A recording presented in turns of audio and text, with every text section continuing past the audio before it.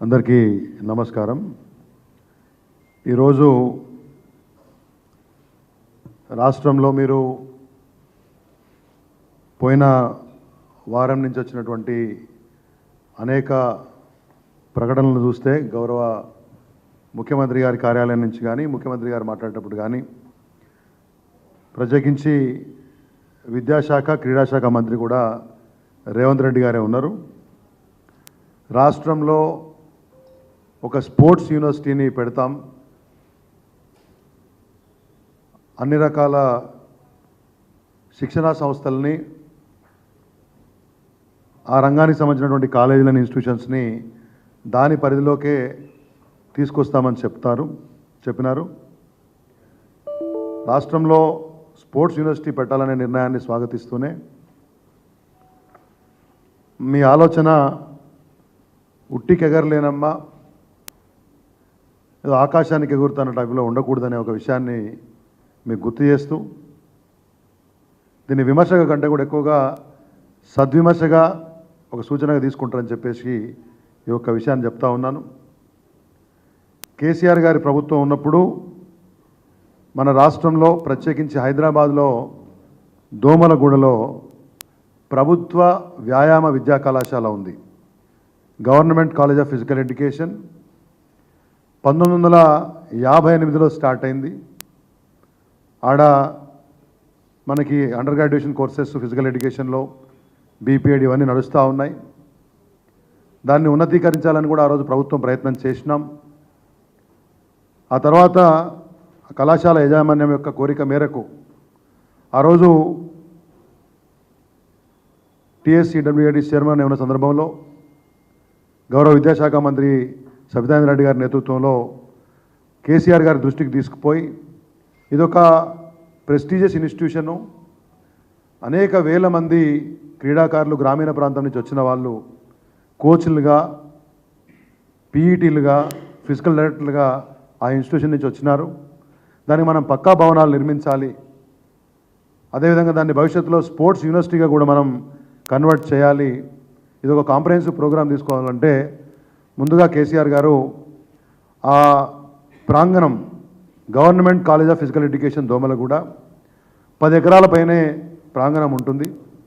వారికి ఆ రోజు చెప్పినాం, అది ఎంకరేజ్మెంట్ కూడా కొంత గురయ్యే అవకాశం ఉంది కాబట్టి దానికి ఒక ప్రయోగం కూడా కానివ్వండి, అడ్మినిస్ట్రేటివ్ బిల్డింగ్ కానివ్వండి, హాస్టల్స్ కానివ్వండి, మొత్తం శిథిలమైపోయినాయి, డెవలప్డ్ కండిషన్లో ఉన్నాయి, చాలా ఇబ్బందులు ఉన్నాయని చెప్తే తొలి విడతగా పక్కా భవనాల నిర్మాణ కోసం అడ్మినిస్ట్రేటివ్ బిల్డింగ్ అండ్ హాస్టల్స్ కోసం 20 కోట్ల రూపాయలు ఆ రోజు మంజూరు చేసినాం. టీఎస్ఈడబ్ల్యూఐడిసి తెలంగాణ రాష్ట్ర విద్యా మౌలిక సదుపాయాల అభివృద్ధి సంస్థకి నేను చైర్మన్ ఉన్నాను. దానికే ఆ రోజు నిర్మాణ బాధ్యతలు అప్పచెప్పినారు. ఎందుకంటే ఈ particular institution school education department పరిధిలో ఉంది, అంటే పాఠశాల విద్యాశాఖ పరిధిలో ఉంది. కాబట్టి టీఎస్ఈడబ్ల్యూఐడిసికి ఆ రోజు బాధ్యతలు అప్పచెప్పినాం. టెండర్ కూడా కాల్ఫర్ చేసినాం. ఆ తర్వాత ప్రభుత్వం మారిన సందర్భంలో మరి కొత్త ప్రభుత్వం అలా క్రీడలను బాగా ప్రోత్సహిస్తామని చెప్పినటువంటి ప్రభుత్వం ఆ విషయాన్ని పట్టించుకోలేదు, కనీసం టెండర్ ఓపెన్ చేయలేదు. దానికి సంబంధించి విద్యాశాఖ కూడా పట్టించుకోవట్లేదు. అనేక మార్లు నేను విద్యాశాఖ ఉన్నతాధికారులను కాంటాక్ట్ చేసే ప్రయత్నం చేశాం, సరైన స్పందన రాలేదు. మరి ముఖ్యమంత్రి గారికి కూడా గతంలో వారికి ఒక లెటర్ రాసినాం నెల క్రితం.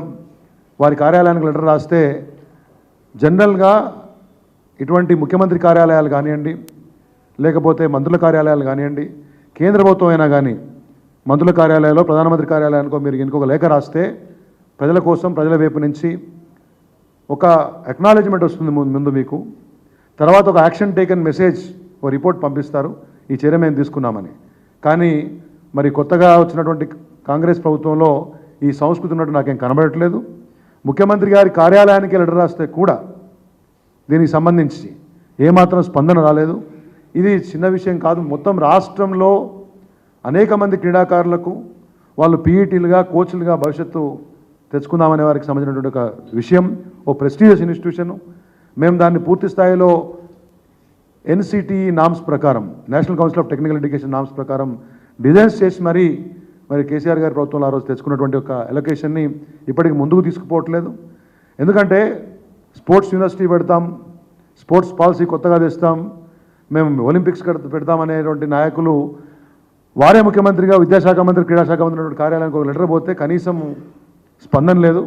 కాబట్టి ఇవాళ మీ ద్వారా మీడియా ద్వారా నేను ఈ లెటర్ని ముఖ్యమంత్రి గారికి,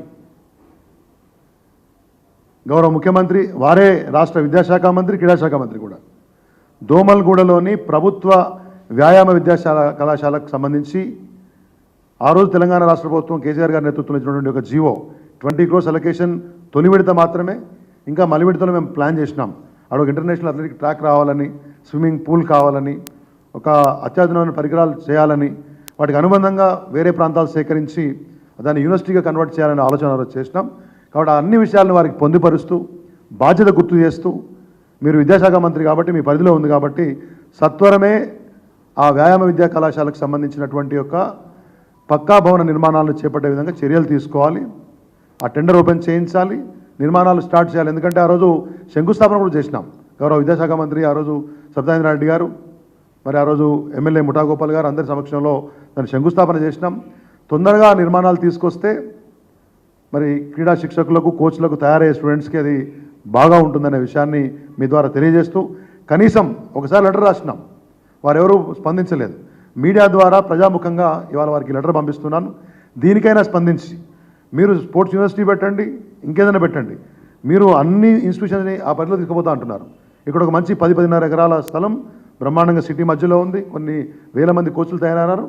దాన్ని ఏదో మేము జియో ఇచ్చినాం కాబట్టి దాన్ని పక్కన పెట్టాలనే ఆలోచన విధానాన్ని బంద్ చేసి government college of physical education Domalguda యొక్క పక్కా భవన నిర్మాణాలకి ముఖ్యమంత్రి గారు చొరవ తీసుకోవాలని చెప్పి మీ ద్వారా వారికి విన్నవిస్తూ ఈ లెటర్ వారికి పంపిస్తున్నాను.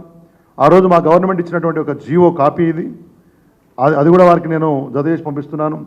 ఇది ఆ రోజు శంకుస్థాపన జరిగినప్పుడు గౌరవ విద్యాశాఖ మంత్రి సత్యేంద్ర రెడ్డి గారి సమక్షంలో జరిగినటువంటి ఒక కార్యక్రమం యొక్క ఫోటోలు పంపిస్తున్నాం, మీడియా కవరేజ్ కూడా పంపిస్తున్నాం.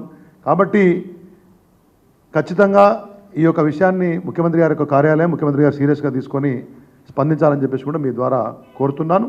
ఆ తర్వాత దాన్ని మీరు స్పోర్ట్స్ యూనివర్సిటీకి అఫిలియేట్ చేసుకోవచ్చు అనే విషయాన్ని కూడా మీ ద్వారా తెలియజేస్తూ ధన్యవాదాలు. Thank you. ఈ కాపీస్ అందరికీ ఇది ఒకటి పీడిఎఫ్ ఇచ్చాను కాబట్టి ఇలా మనం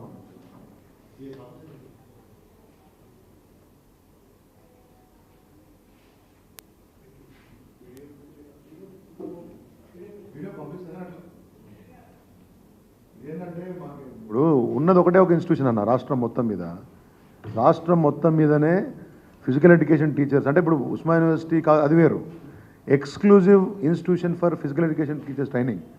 అంటే మీకు డిపిఈటి, డిపిఎడ్, బీపీఎడ్, ఎంపీఎడ్ కూడా ఉండగానే మన దగ్గర వీళ్ళకి ఇన్ఫ్రాస్ట్రక్చర్ లేక అది పోయింది. నేనేం చేసిన అంటే బీయింగ్ ఏ స్పోర్ట్స్మన్, క్రీడాకారునిగా ఈ మొత్తం తీసుకొని ఎన్సిటి నామ్స్ ఉంటాయి, ఆ నామ్స్ ప్రకారము దానికి ఒక ల్యాబ్ కావాలి, ల్యాబ్స్కి ఉంటాయి కొన్ని రకరకాల అన్నీ చేసుకొని సీఎం గారు అడగానే రోజు 20 crores first of all administrative building 2 hostels కట్టండి, మళ్ళీ మనం దాన్ని రెండో విడతగా చేసి అది ఎంకరేజ్మెంట్ అవుతూ ఉంది. అది మొత్తం మీరు ఇలా కనుక పోయి చూస్తే కంప్లీట్ డెవలప్మెంటెడ్, ఒక ప్రిన్సిపల్ రూమ్ కూడా పైన అన్ని రేకులు వేసుకొని కూర్చొని ఉన్నారు వాళ్ళు. సో ఇప్పటికల్లా మన గవర్నమెంట్ వచ్చి ఉంటే నాకు తెలిసి ఇప్పటికల్లా నిర్మాణం అడ్మినిస్ట్రేటివ్ బిల్డింగ్ అయిపోయేది, కథ అయిపోతుండే. సో దాన్ని లెటర్ రాస్తే అసలు కనీసం ఇప్పుడు జనరల్గా నువ్వు కేంద్ర మంత్రి కార్యాలయానికి రాయి, మీకు అక్కడ ఎక్నాలజ్మెంట్ వస్తుంది. కాబట్టి మీరు అదేం లేకుండా వాళ్ళు పెద్ద పెద్ద మాటలు చెప్తే ఇప్పుడు విమర్శించదలుచుకోలేదు, విషయం వాళ్ళ దృష్టికి పోవాలని చెప్పేసి క్రీడాకారులకు న్యాయం జరగాలనే ఉద్దేశంతో చేద్దాము, వారికి బాధ్యత గుర్తు చేద్దామనే ఉద్దేశంతో చేసినాం. మీరు కూడా దీన్ని కొద్దిగా పూర్తి స్థాయిలో మనం అంటే ముఖ్యమంత్రి కార్యాలయానికి పోయేంత స్థాయిలో దీన్ని మనం క్రీడాకారుల కోసం, ఇది మొత్తం రాష్ట్రంలో నాకు తెలిసి బీపీఎడ్, ఎంపీఎడ్, దానికి ముందుగా డిపిఎడ్ చేద్దామనుకున్నటువంటి అందరూ విద్యార్థులకు ఇది పనికొస్తుంది. Thank you. ఇదానా ఇదా పేపరా? Okay, thank you.